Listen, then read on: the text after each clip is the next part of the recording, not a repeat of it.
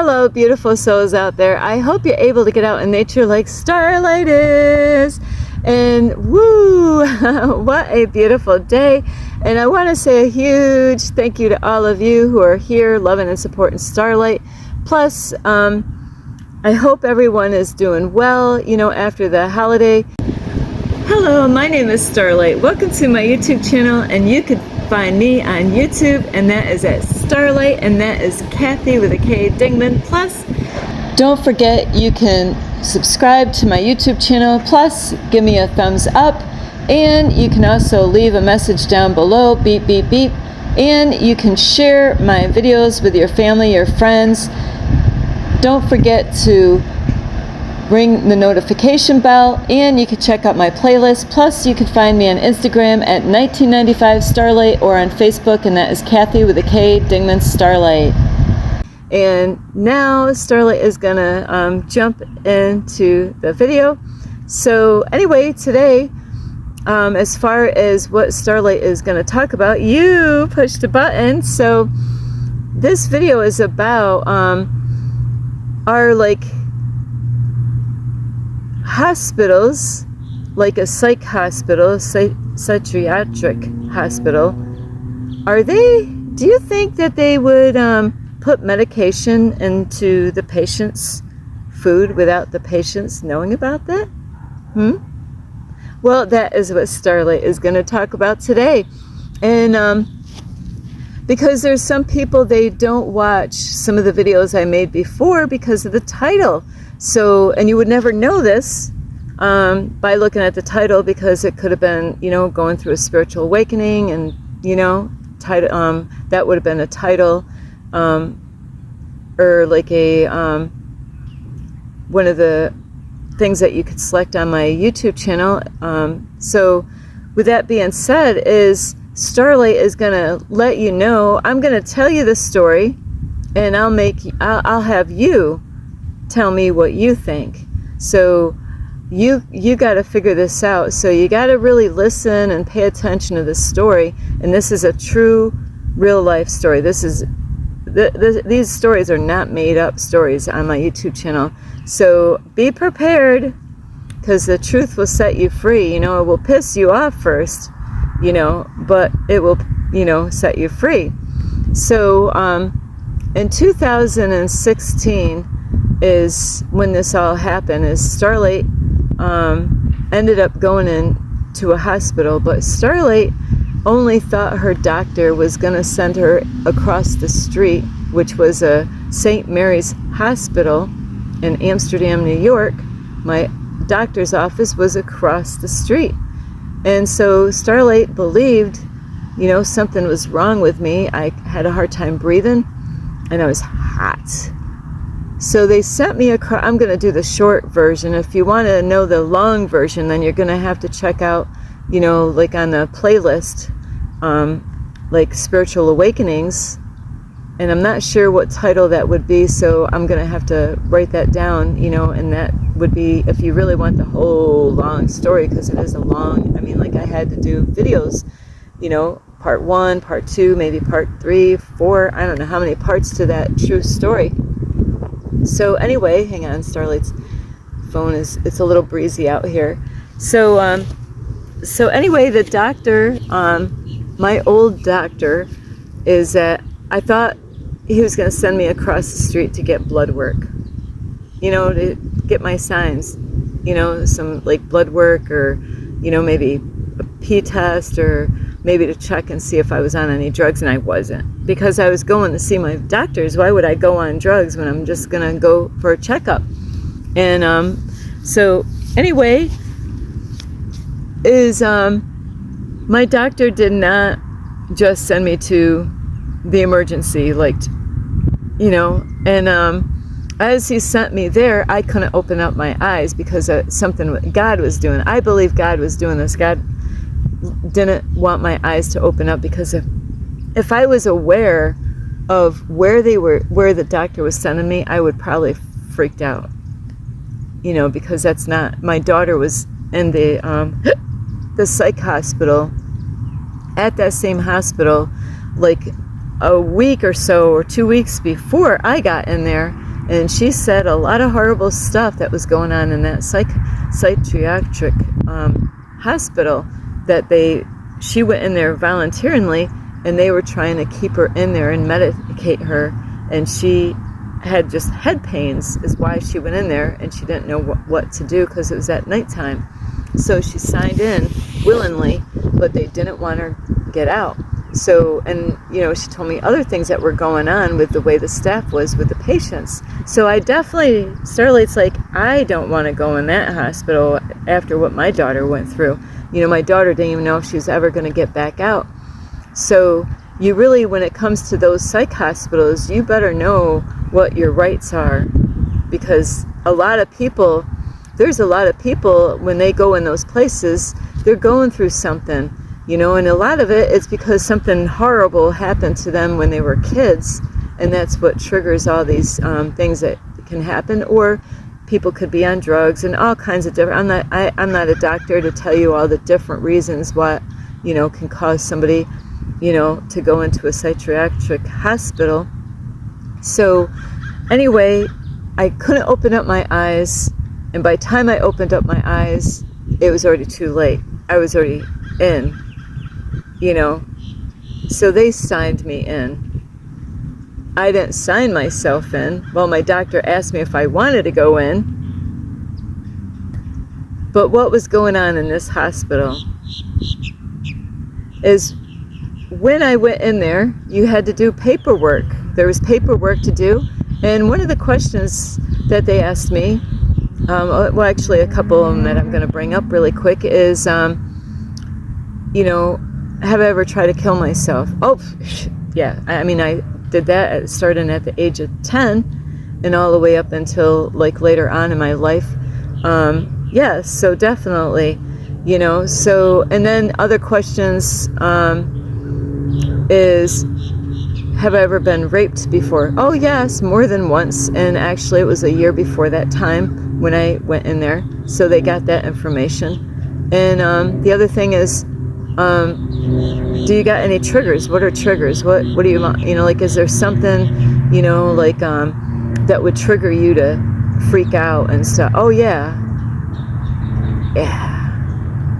If I see somebody else getting harmed, I'm gonna freak out. I'm gonna do something. I'm not the one that's gonna stand still. I never could protect myself when I was younger. Never did anything to keep myself safe.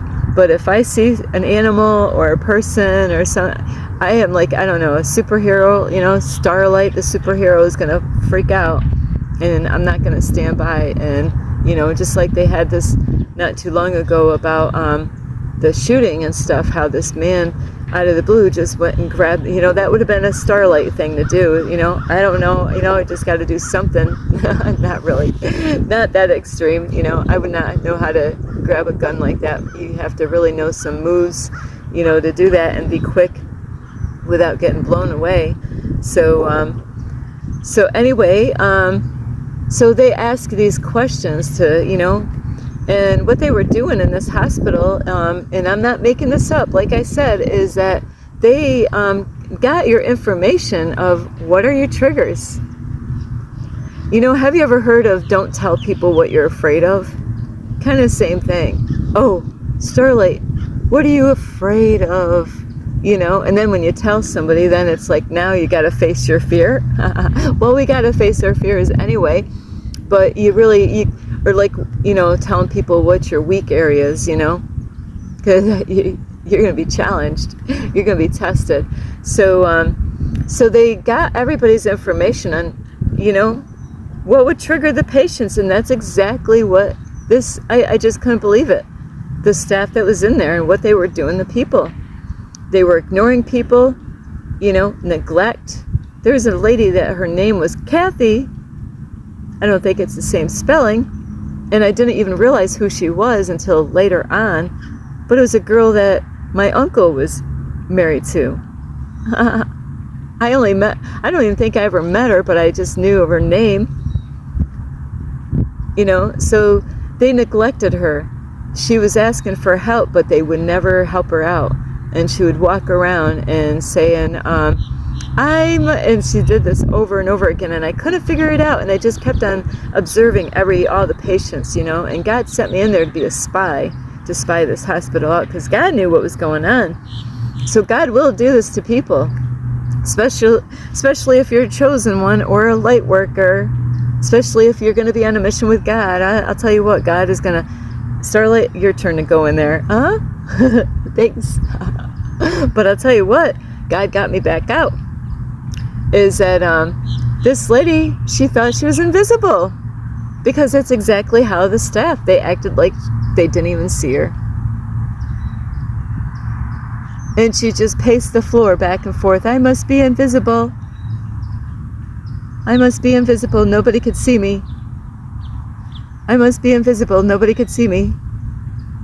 And that's what she did the whole entire time that I was there, because nobody was paying any attention. So I understood why she thought she was invisible, because, she probably felt like a ghost. Boo, So anyway, I got to speed this up now.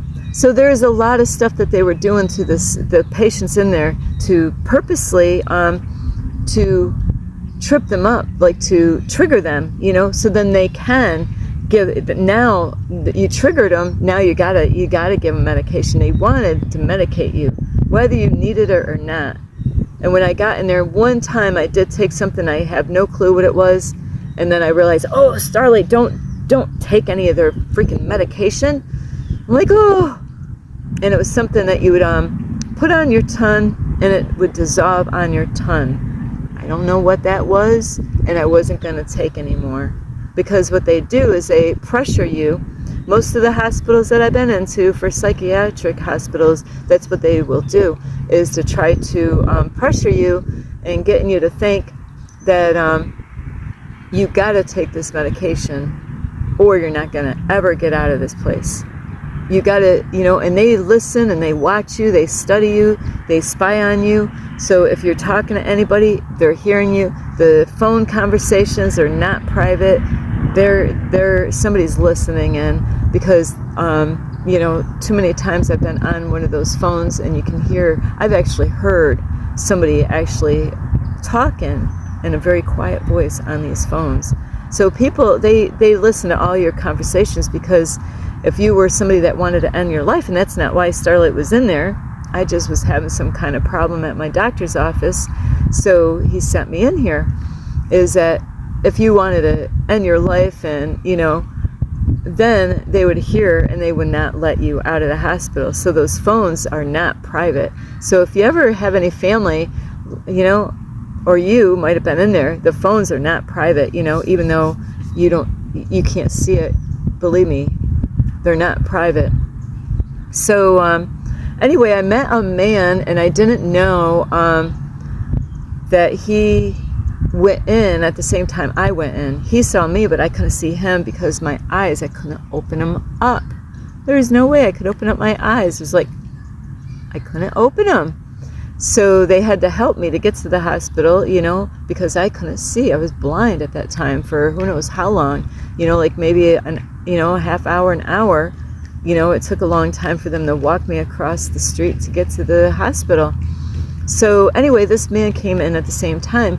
He had beautiful, piercing blue eyes, and he was having a problem in there, and I don't know why he came in, but see, it was God, the way God sent us both in here. It was the way God had it set. We were supposed to meet each other in this hospital, and his name is Peter. And so Peter, but anyway, this man was like a pure guy, a Catholic man, that he walked miles and miles and miles and miles just to get to this hospital. How do I know this? Because he had a callus on his ankle where the bone is. Like, it was like that big. It was gross. So he walked, and that's how he got there. And I don't know what was going on with him, like why he was there.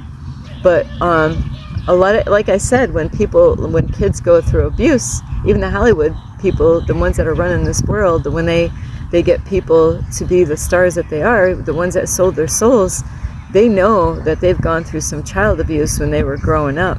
All kinds of forms of, it could be different kinds of forms of abuse, and they know that these people, go through some kind of strange things, anytime throughout their life, that they can go through these things that some people go through. So anyway, this person, Peter, we had a great connection. With Peter, though, nobody wanted to give him eye contact because they were deep blue eyes. I mean, it's like, he had a way of pulling you in with his beautiful eyes. And I was the only one that was not afraid of him. I could look him right in the eyes. So we hung out the whole time and was learning about each other, talking to each other about things.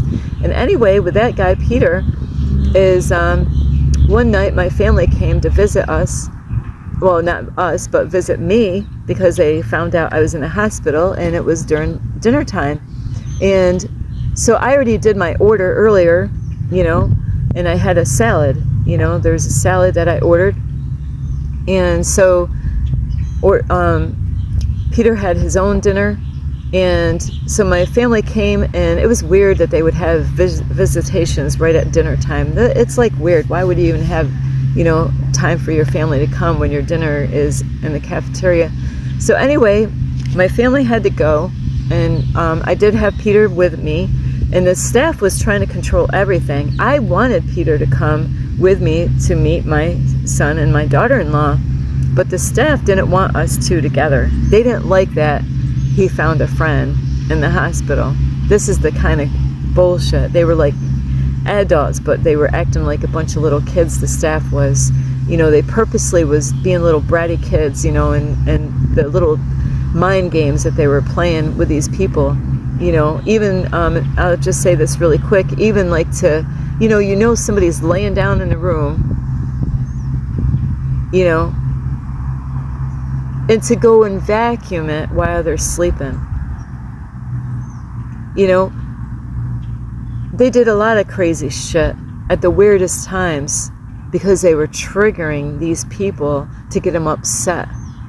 Even when they cleaned the floor, it just was a whole lot of stupid stuff that they were doing just to purposely trigger these patients, so then they would freak out because they knew so much about these people, because they wanted to keep you there, so then you can get more. They can get more money out of the health insurance, and they're So anyway, back with Peter, is that my family left, and Peter and I were getting ready. We're going to go to the cafeteria. So he goes to the cafeteria, and his tray is there there's a whole bunch of trays. Most of the people already were half done eating their food because of, Peter and I was talking to my family.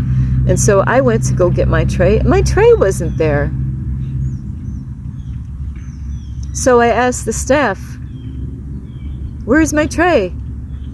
And they said, "Well, yours, Starlight, is behind the medicine area where the glass is."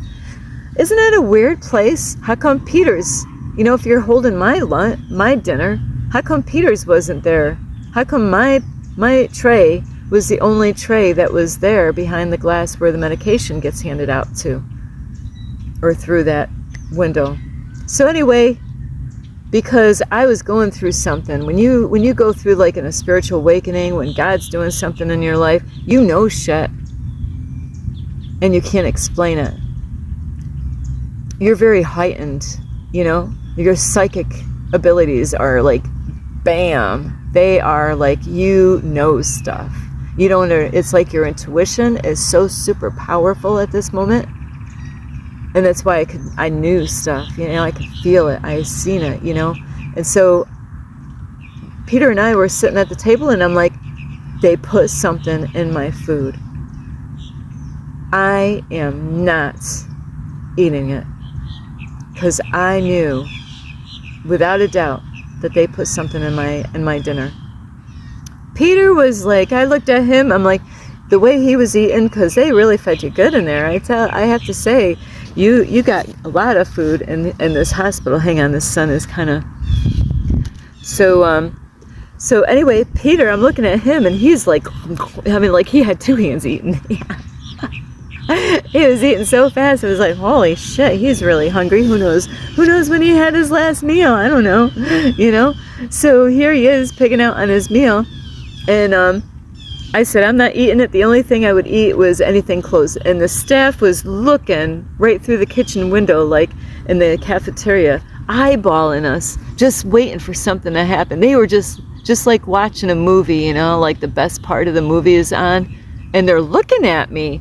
You know, they were watching me, and they're looking at my hand like, I'm like, no, you know, they're looking at my body language, and I'm sitting there, and they're looking at me, and I'm like, no, they put something in my food. I am not eating this stuff. And so Peter's like, Peter heard me. Hang on, I gotta still move.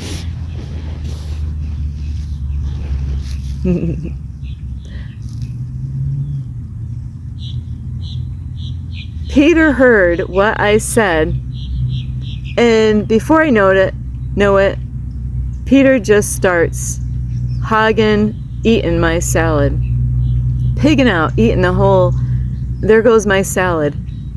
And the staff is watching everything, just like a soap opera.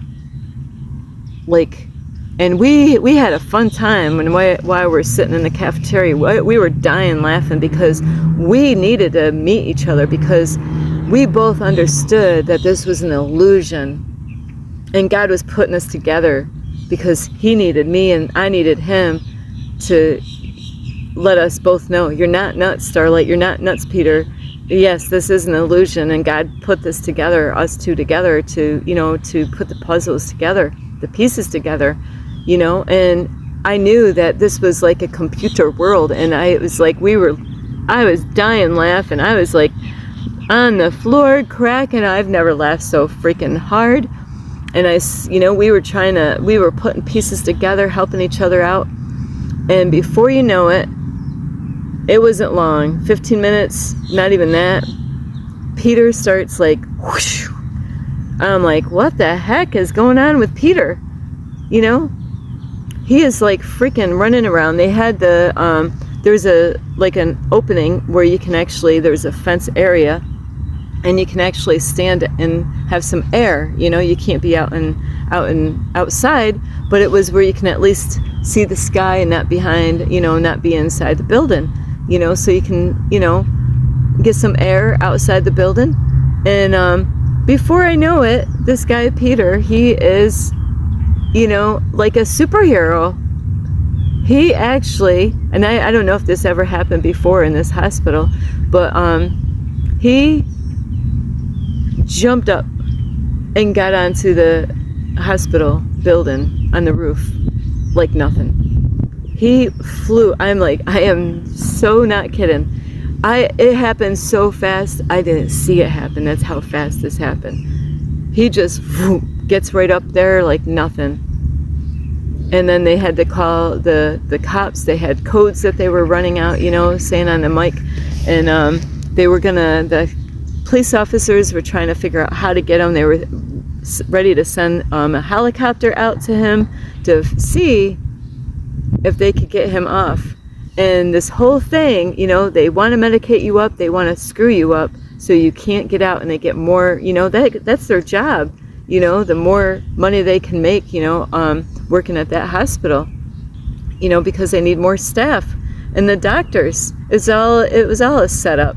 Every time I've been in one of those hospitals, the doctors didn't want your ass out. You know, not too long ago, my daughter got sent out of a hospital, and she wasn't even okay. You know, if you're okay, then, you know, it's like they want to keep you in. And if you're all, you know, not okay, then they want to send you out. It's like the whole system's screwed up. I'm like, really? You're sending her out of the hospital? You know, she's not ready. You know, like, I wanted her out, and I prayed for her to get out. Well, she got out, you know. But I'll tell you, you gotta really, you be the judge. Do you think my food was medicated? Now think, why was my food behind the counter where the medication was? But because they didn't like me hanging out with Peter. They knew of Peter. They never saw me. You know, I believe Peter's been in that hospital before, but they never seen my ass in that hospital. That's the first time I've been in one of those hospitals. So why is it when he ate my food? Because his didn't go behind the medication area. Mine did.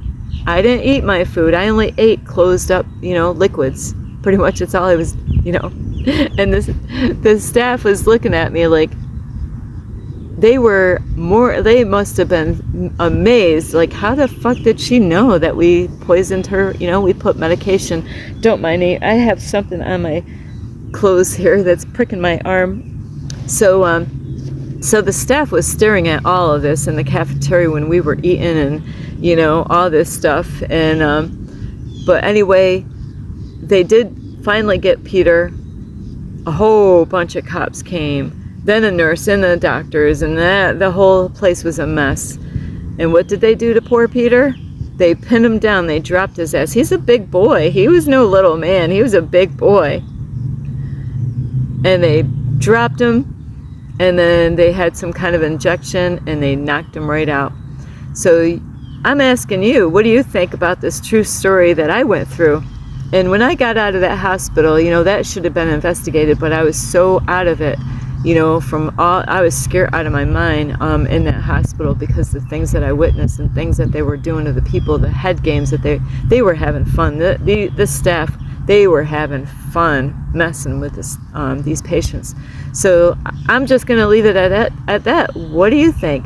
Do you think that, is it possible that they can, you know, you might have family, you might know somebody wondering what the fuck happened to them, you know? They went in the hospital and now they come out and they're never been the same. Never been the same. You know? That happens. I know someone out there. They've never been the same ever since. So, I'm sorry, it's just beautiful birds flying over my head. So I'm going to leave it at that. Thank you for watching my video. Don't forget to subscribe to my YouTube channel, plus give me a thumbs up, and you can leave me a message down below, beep, beep, beep. Plus, you could share my videos with your family or friends, and don't forget the notification bell, and check out my playlist. And you can also find me on Instagram at 1995 Starlight, or on Facebook, and that is Kathy with a K, Dingman, Starlight. Thank you for watching. This is Starlight. Namaste. This is Starlight. Love, light, and peace.